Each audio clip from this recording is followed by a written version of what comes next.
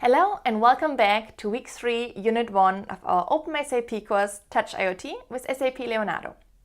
This unit is all about design thinking. We taught a lot about Leonardo da Vinci in some of the past units. And like Leonardo da Vinci, who was both an artist and a scientist, the methodology of design thinking builds upon logic as well as imagination to solve complex problems. And especially in the context of innovation needed for the Internet of Things, design thinking is even more important than ever before at SAP. And therefore it's also part of the new SAP Leonardo Innovation Services, which you can learn more about online. While this unit was originally part of our previous course Imagine IoT, what is captured here is still very relevant. So even if you watched this unit once before, we thought it is best to include it again to refresh your knowledge on this topic. And for many of you, this will be your first time experiencing it. So one last point. The unit which follows right after this one will be a complete new unit about user experience when designing for an IoT application. But without further delay, please now enjoy this unit on design thinking. Okay, so what is design thinking? I'm sure a lot of people have already heard of the term in one way or the other. But what exactly is it? Well, it's natural to assume that design thinking would mean something like thinking about design, but that's somewhat misleading. It's kind of like thinking a leap year is a whole year of leaping, or that a jumbo shrimp is big. Design thinking is a methodology used to solve complex problems and create innovation. All you need for this are basically three things: diverse people, a creative space, and an iterative and human-centered approach. Okay, so before we move on to the actual standard design thinking process, I want to share with you the so-called DVF diagram. When following the design thinking approach, you basically integrate three things: desirability, so what do your users actually want? Viability, what can you sell on the market? And finally, feasibility, meaning what is possible with today's technology. So can you actually build it? When checking all those boxes, you set yourself up to create a new successful innovation. One more tip. In order of going through this checklist, it makes the most sense to start with what your users want. Desirability is often the most overlooked criteria. It is much easier for a technical dev person and a business person to get together and determine what's needed. But don't underestimate how important it is for the actual end user to want what you think they need. One way to understand design thinking is by defining what it's not, the typical problem-solving approach. When solving a problem, we typically start with a problem and look for a solution, meaning we have a question and try to find an answer. For example, in the 1800s, a person living in the countryside might have been frustrated by how long it took to get to town by riding a horse. The obvious public-centric solution would be get a faster horse. As you can see, the focus is on the problem, which tends to result in obvious, often incremental solutions, making something better, faster, cheaper. The design thinking approach, on the other hand, might lead to a much more innovative solution, such as inventing a bicycle or a car, or moving closer to town, or even finding ways to eliminate the need to go to town at all. This diagram is a great visualization of this concept. A problem or a question results in an answer, but leaves more attractive solution unexplored. Okay, now let's finally get to the design thinking process. The design thinking approach is broken up into a 5-step iterative process. Unfortunately, unless you're experienced in product development, the meaning of this graphic is still pretty obscure. You might know what emphasize means, but are still clueless on how to emphasize and who to emphasize with. An idea is likely to leave newbies equally puzzled about how the idea generation approach of design thinking differs from everyday problem solving. However, the first takeaway from this graphic is that design thinking process first defines the problem and then implements a solution. But now let's look at the 5 steps, one after the other. Let's start with emphasize, or in other words, feel what someone else feels and walk in another's shoes. This is the very first step in the design thinking process. A lot of times we shape a potential solution based on our own assumptions, instead of doing actual user research. So there are basically 3 ways to emphasize with the user. The first is immerse, meaning become the user and actually live their experiences. The design firm IDEO, for example, wanted to design a better experience for ER patients. Instead of analyzing and brainstorming new ideas, they actually had one of their designers become a patient in the emergency room. These were amazing insights that outsiders would most likely never understand unless immersing themselves. And then there's the way of observing your user. People watching is always fun, but observing is about seeing users' actions and understanding why they're acting in a certain way. And then lastly, actively engage with your users, meaning actually talking to them. This is probably the most uncomfortable, but potentially the most effective way, if done right.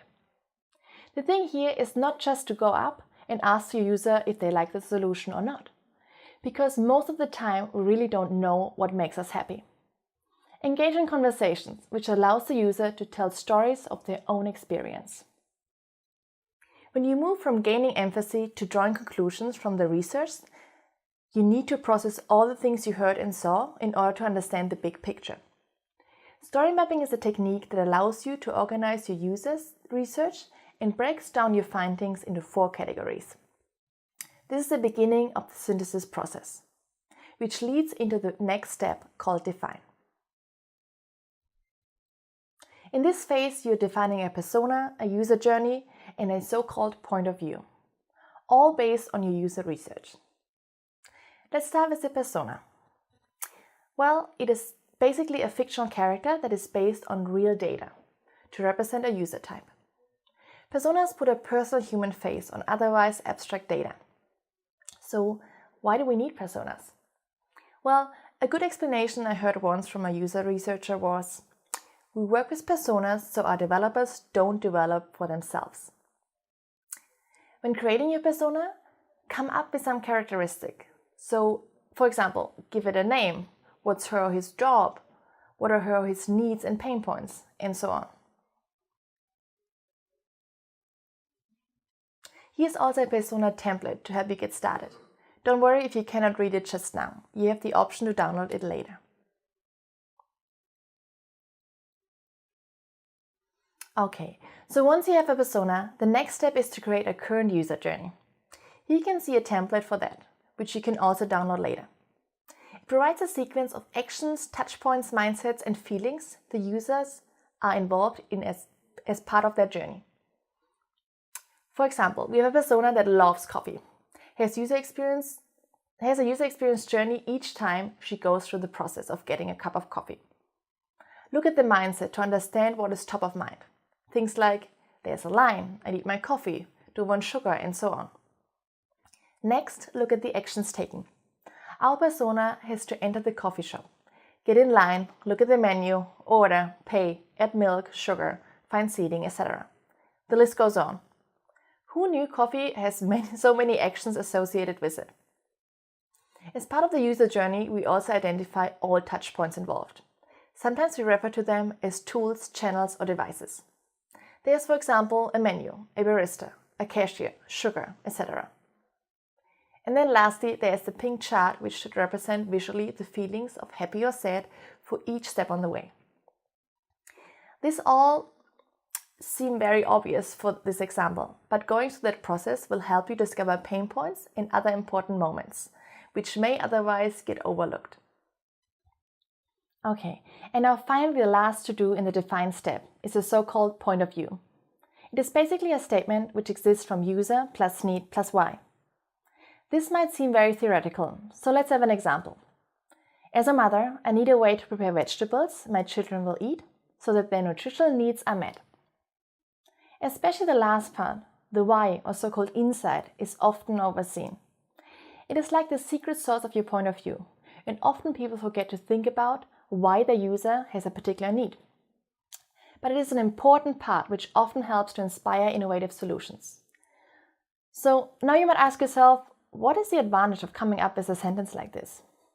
Well, it will help you to focus on the problem to solve and will fuel your brainstorming in the next step of ideation.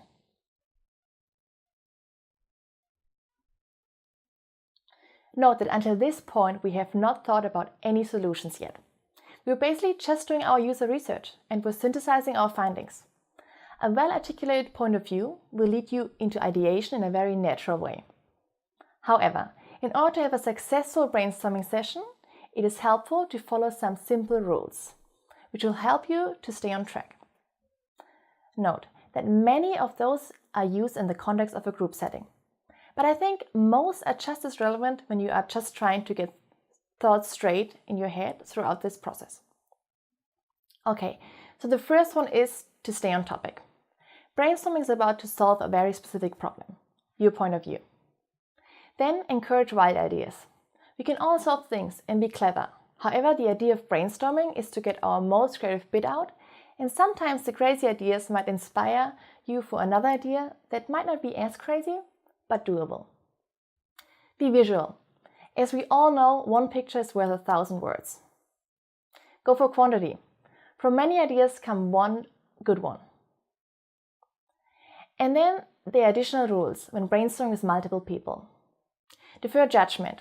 This is the only way wild ideas are gonna work. Build on the ideas of others. Really important. You're not stealing ideas when building up on them. And last but not least, one conversation at a time. After a successful brainstorming session, you should pick your favorite idea to take into your next step of prototyping.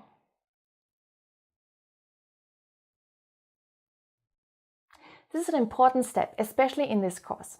In fact, it is that crucial that we have another additional unit called The Importance of Prototyping, where we'll explain more in detail. So here, just a brief overview. When you're prototyping, you're transforming your selected idea into a physical form, so that users can experience and interact with it. It is all about creating low-resolution prototypes that are quick and cheap to make, think minutes and cents, but can elicit useful feedback from users. And now you almost made it through my introduction of design thinking. Last phase I want to talk about is testing. You test in order to get feedback about your prototype. This is also another opportunity to understand your user. But unlike your initial empathy mode, now you have created a prototype to show them and get feedback on.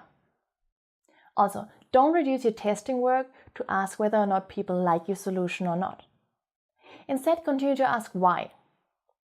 Putting a prototype in the user's hands and watching how they use it, observing how they interact and listen to what they say, allows you to discover new insight and gain deeper understanding of hidden user needs. Then it is time to go back and iterate on your prototype to make sure this is what your users want. So, that was a lot of information. Let's quickly recap. So we kicked off our design thinking process with the emphasize step, meaning try to understand your users and walk in their shoes. Followed by the define phase, in which we synthesize our findings and create a persona, a user journey, and a point of view. Then the ideate phase, we finally kick off our brainstorming for possible solutions. Before in the prototype step, we transform our ideas into a physical form. And then finally, as the last step, we are putting a prototype in the user's hands to get feedback, which we use to iterate on our prototype. So to close this chapter, I want to address the question of why do you need design thinking? Design thinking is a way to innovate on purpose. Many innovations out there are accidental, such as Teflon or Post-it notes. But businesses can't afford to wait for happy accidents. Design thinking can produce innovation predictably and repeatedly.